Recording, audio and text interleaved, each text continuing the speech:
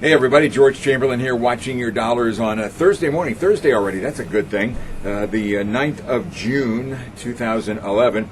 We're actually up a little bit. The stock market's up about 80 points early this morning, something we haven't done for a while. As a matter of fact, it's been a long time. 6 sessions in a row to the downside for the Dow Jones Industrial Average. That includes a modest loss yesterday, down about 22 points. No big deal, but it was 6 sessions in a row. Remember, we had just a miserable month of May, about 4.5% for the month.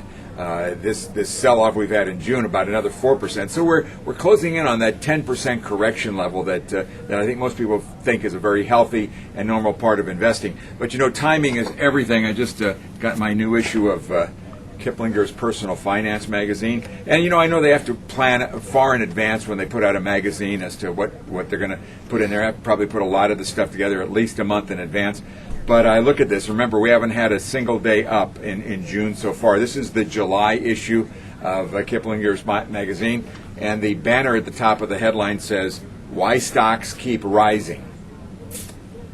Okay, other than that, I'm sure there's a lot of good stuff in the magazine. We'll see what happens. Not good news, not bad news on the job front. The number of people filing for unemployment benefits went up by 1,000, that's a rounding error, to 427,000 in the past week. That's numbers way, way too high. And we're just not going to see this job market picking up any steam until we have companies finally reaching the point where they're ready to create jobs. And can you blame a company for not creating jobs, for not going out and hiring people right now with all the uncertainty about the economy maybe slipping again?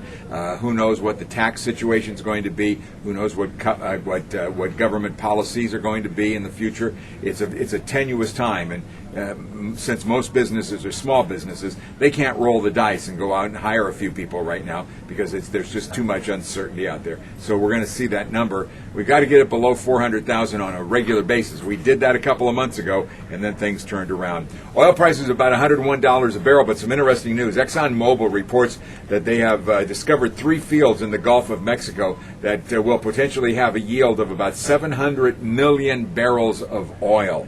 That's a lot of oil.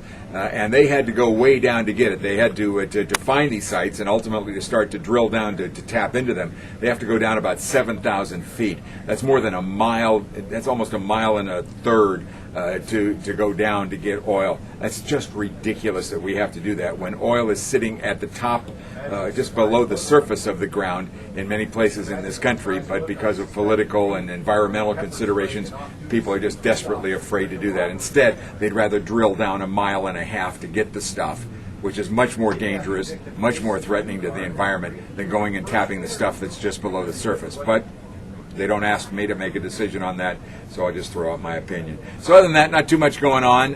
Big event, the Small Business Awards Luncheon being held today by the San Diego Chamber of Commerce and the Small Business Administration to honor small businesses. I get to be the fortunate MC for the event, so it should be a good time this afternoon. Watching your dollars, I'm George Chamberlain. Have a good one.